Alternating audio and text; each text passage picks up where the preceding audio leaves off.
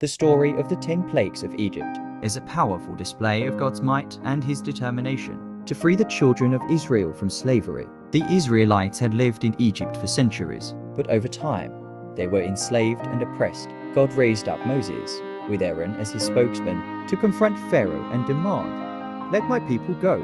Pharaoh, hardened in pride, refused. What followed was a series of 10 divine judgments against Egypt, each plague striking at their gods and showing the supremacy of the God of Israel. 1. Water turned to blood at the Nile River, the lifeline of Egypt. Moses struck the waters with his staff, and the river turned to blood.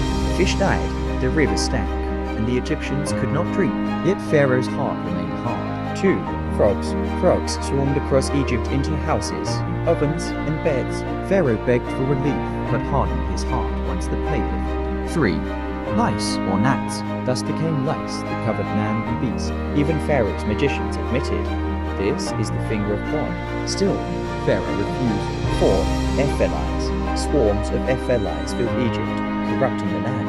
Strikingly, Goshen, where Israel lived, was spared. God made a distinction between his people and Egypt. 5.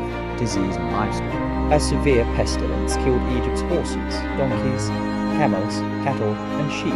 None belonging to the Israelites died. Yet Pharaoh's heart was unmoved. 6. Boils. Painful boils broke out on Egyptians and animals alike. Even the magicians could not stand before Moses because of the sores. Still, Pharaoh resisted. 7. Hail.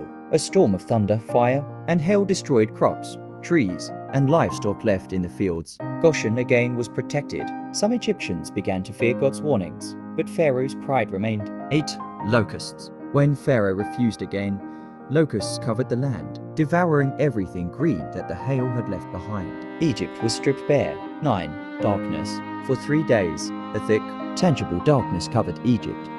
Yet in Goshen, the Israelites had light. Pharaoh raged, threatening Moses, but still would not let Israel go.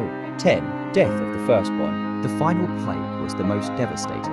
At midnight, God struck down the firstborn in every Egyptian household, from Pharaoh's palace to the lowliest prison. But Israel was spared through the blood of the lamb on their doorposts the first Passover. Pharaoh, broken at last, released the Israelites. Yet, even then, his pride drove him to pursue them to the Red Sea, where God parted the waters for his people to pass and drown Pharaoh's army in the returning waves.